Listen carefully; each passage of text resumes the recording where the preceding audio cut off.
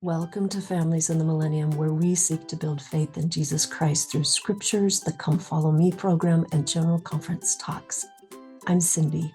Welcome to Families in the Millennium. Let's dive into today's episode. Welcome to Families in the Millennium.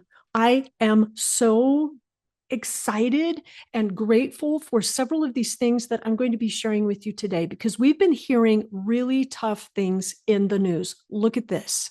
This example, this is at AccuWeather, and I will have the links below, but this little article just touched my heart as I thought of these little children. 200 rescued from Maryland Elementary School using boats as floodwaters started to reach the second floor. And then it goes on. Approximately 150 elementary students and 50 adults evacuated using 15 rescue boats Tuesday as heavy rains brought flooding to Maryland. Look at this picture of an individual helping rescue a child. I think of the times in which we are living, and we know through the scriptures that God's disciples will stand in holy places and not be moved. What does that mean? As I contemplate that, as we're standing in holy places and then also not being moved. And I think about not being moved by the events around us, not being moved by fear. What does that mean to you? But when I look at these headlines, for example, this right here, just from 11 hours ago, as of the recording of this episode, quote, "It's a war zone. Kentucky begins recovery after deadly tornadoes." The next headline, storm-stricken central U.S. braces for more volatile weather ahead. Look at this next headline. A community picks up the pieces after deadly St. Louis tornado. Next headline, 28 dead, at least $9 billion in damages after deadly storms, tornadoes, and it goes on and on. We've been having these kinds of events. They're getting stronger. It seems to me, what do you think? That they're getting more persistent, and especially this year has just been nuts. So how do we stand in holy places? I have several, oh my goodness, exciting things to share with you as far as resources that you can share or study so that hearts can be comforted, because Jesus Christ is coming and we want to be resilient. We do not want to be fazed, even if difficult things happen to us.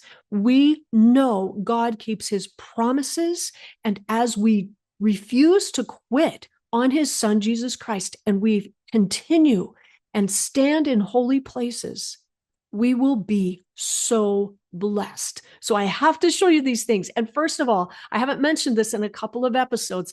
So in case you've not seen this before, I'm going to have this in the link below. It's so that we can be studying the April 2025 General Conference as we prepare to live and stand in holy places. So over here on the left, I have each of the conference talks linked where you can go into that talk and study it, listen to it, read the footnotes, etc. But I have some journaling thoughts, such as this, where as you're reading any one of these talks, you could click over here after you've downloaded it. For example, what if I learned about Christ and his characteristics through this message? Or how is this message strengthening my resolve to be one of the Lord's good friends, etc. So I just wanted to share that with you in case you hadn't seen this yet. But we're talking about how do we stand in holy places and be not moved when these kinds of events are occurring all around us. And there are several quotes that I want to share with you. So we are first starting with Elder Stevenson's "Days Never to Be Forgotten."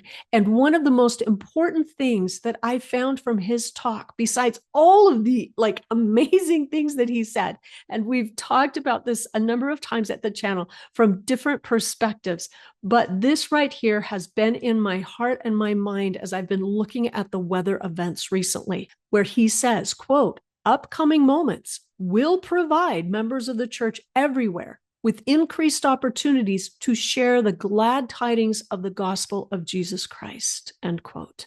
And I think, what are those moments? Are those just happy moments? Do you know people that sometimes it takes certain kinds of events for people to be ready to hear the gospel of Jesus Christ? So when Elder Stevenson is talking about these upcoming moments that are going to provide us everywhere with increased opportunities to share the glad tidings of the gospel of Jesus Christ. I wonder about the difficult times ahead that we know from the scriptures that will be occurring. And it will be on us to be those holy, standing in holy places and not being moved, not being fazed by the things which are around us. Well, we can't get there overnight. So I just wanted to share, well, I don't know, maybe you can. But as I think about building my faith, it's kind of like, I'll have one thing, or maybe it's a setback. And as I learn to turn to God, as I learn to lean in, I discover more about him. I discover just how awesome he is. And so the next time there might be something that's a setback, I find that I can remember those prior experiences, and I do a little bit better and a little bit better until I have come to a point where I truly can share the glad tidings of the gospel of Jesus Christ, because I have, in essence, suffered through things long enough, patient enough, that when I've gotten to the other side, I've seen just how wise God was, just how kind he was as he was providing support for me during this time of testing, which is why we came here, right? So I just have 3 different really cool moments in 3 different general conference talks that I hope will provide so much comfort that you'll just love it. So let's look at this first one. This is from President Eyring. It was entitled Continuing Revelation in 2014, October of 2014. And I just have been pondering, how is it when we read or hear from Elder Stevenson that in upcoming moments, these members who are standing in these holy places, not being moved, will be able to share the gospel? How is it? The first part is this continuing revelation. And one of these statements that just really jumped out to me was this summary right here. Human judgment and logical thinking. Now think of those events that we just saw, the weather events that are being so difficult. Human judgment and logical thinking will not be enough to get answers to the questions that matter most in life. We need revelation from God. And look at what he says right off the bat. My hope for us today is that we may all feel love and light from God. There are many listening today who feel a pressing need for that blessing of personal revelation from our loving Heavenly Father. And then look at this. This is right where he had said, we all know that human judgment and logical thinking will not be enough to get answers to the questions that matter most in life. We need revelation from God. And then he makes the point. We will need not just one revelation in a time of stress, but we need a constantly renewed stream. And I interject, that to me describes so well disciples standing in holy places, standing in places that we are in that constantly renewing stream of support and love and purity and peace from Heavenly Father. And it's not something that is just overnight, like he says. This is just starting today, 1% better every day, 1% better every day. He says, we need not just one flash of light and comfort, but we need the continuing blessing of communication with God. And then he says this. He says, let's take the great Nephi, son of Lehi, as our example. His father had a dream. Others in Nephi's family viewed Lehi's dream as evidence of mental confusion. The dream included a command from God for Lehi's sons to run the terrible risk of returning to Jerusalem for the plates, which contained the word of God, so that they could take them on their journey to the promised land. And I thought, as we go through these times in which human logic, it will not make sense why these disasters, why the different experiences that are happening, we need revelation. Otherwise, to my thinking, what do you think? We will come out on the wrong end of understanding what's going on. But what's the next thing that we can do? He talks about, on a very personal level, quote, I saw the miracle of revelation in the aftermath of the breaking of the Teton Dam in Idaho in 1976. Many of you know the story of what happened, but the example of continuing revelation that was passed through a stake president could bless all of us, listen to this, in the days ahead. Thousands of people were evacuated as their homes were destroyed. Directing the relief efforts fell to a local stake president, a farmer. I was in a classroom at Rick's College just a few days after the disaster. a leader from the Federal Disaster Agency had arrived. He and his chief assistants came to the large room where the stake president had assembled bishops and even some ministers of other local religions. I have to interject. If you remember one of the more recent addresses from President Eyring, he talked about how he was in the Idaho Falls Temple with his wife when the dam had broken. And as he and his wife came out and were ready to return home, they were told they wouldn't be able to return home. And they had left their small children with a babysitter. And this was before cell phones. And so he had no way to see if his children were okay. And if you remember how he shared the experience that he had prayed, he then had been told that all would be well through his personal revelation he had received. All would be well because of the temple. So now in this talk, he's talking about just a few days after that this leader from a federal disaster agency had begun. And President Eyring says, I was there because many of the survivors were being cared for and housed on the campus of the college where I was the president. As the meeting began, the representative from the Federal Disaster Agency stood and began to say with the voice of authority what needed to be done. After he listed each of the 5 or 6 tasks he said were essential, the stake president responded quietly, we've already done that. After a few minutes, the man from the Federal Disaster Agency said, I think we'll just sit down and watch for a while. He and his deputies then listened as bishops and elders, quorum presidents reported what they had done, describing what direction they had received and followed from their leaders. They talked as well about what they'd been inspired to do as they carried out the instructions to find families and to help them. And so as we look at these situations that are occurring around the world, not just in the United States, the first piece of comfort that came for me and that I wanted to share with you was this address from President Eyring called Continuing Revelation. I will have the link for it. I invite you to study it more deeply because it has beautiful, stabilizing, comforting, and serene promises for the times in which we are living. Okay, the next one I wanted to share with you. This goes all the way back to April of 1977. It's titled A Silver Lining, and it's by President Marion G. Romney, who at the time was serving as the second counselor in the first presidency. He said something that was so touching and so powerful, I just had to share it with you, given the times in which we're living and what's occurring all around us. He starts off by saying, quote, the theme I have chosen for these remarks I've taken from a jingle we used to sing in the Army back in 1918 when things looked gloomy. It began, there's a silver lining through the dark clouds shining. And he said, this I have done, chosen that for these remarks, he says, because although there is presently a widespread foreboding of difficult times ahead, I am persuaded there is a silver lining to our predicament, and that behind the dim unknown standeth God within the shadow, keeping watch above his own. And that was the second point that I wanted to share with you. And his remarks here are so powerful. I'm just going to share a few pieces from his address also. But this is the second thing, that not only can we develop the ability to understand how to receive continuing revelation. So we're working, as you remember, President Eyring was saying that it was through the church leaders, but then also individuals receiving these individual moments of revelation to know how to work within their own responsibilities. But this second point, knowing that God standeth keeping watch above his own, that there is a silver lining in what it is we face today. President Romney says, quote, typical of the widespread concern is the statement made some time ago by the Secretary General of the United Nations.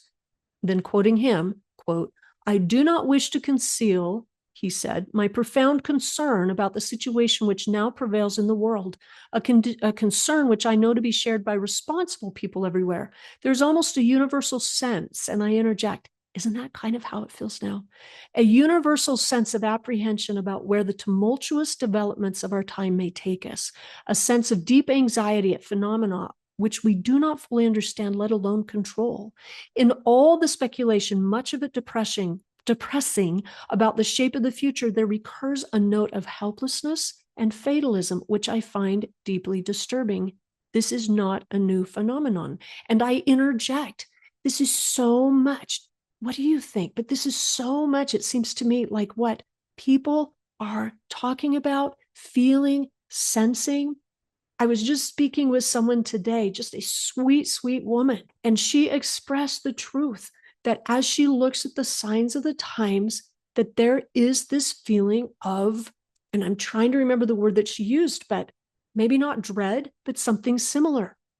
So then President Romney, quoting this other individual, states, dire prophecies have often been before the symptoms of periods of transition and change in human society. What is new is the scale and scope of the problems which give rise to these apprehensions.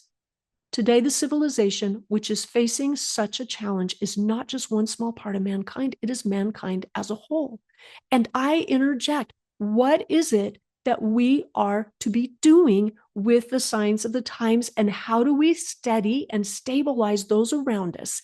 There's something cool in here from President Romney. And then I have one more really awesome thing to share with you that I just loved when I found it. I thought I have to share this with you.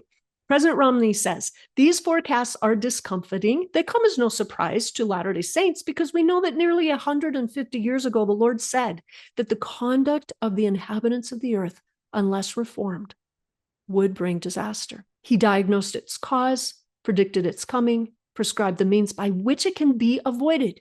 President Romney continues, the inhabitants of the earth, he said, explaining the cause of the impending disaster, have strayed from mine ordinances and have broken mine everlasting covenant. They seek not the Lord to establish his righteousness, but every man walketh in his own way and after the image of his own God. Wherefore, he continued, I, the Lord, knowing the calamity which should come upon the inhabitants of the earth, called upon my servant Joseph Smith Jr. and spake unto him from heaven and gave him commandments, and also gave commandments to others that they should proclaim these things unto the world. So when we look at this, individuals who've strayed from the Lord's ordinances, who have broken mine everlasting covenant, this is what the Lord is connecting to some of these events that is occurring. But what do we do about it? President Romney is awesome because he shares. He says, quote, these directions and warnings from the Lord have not been arbitrary edicts of a vindictive tyrant. They are the teachings, counsels, pleadings of a solicitous, loving Heavenly Father. They prescribe the one and only means to peace and happiness in the earth, in this earth.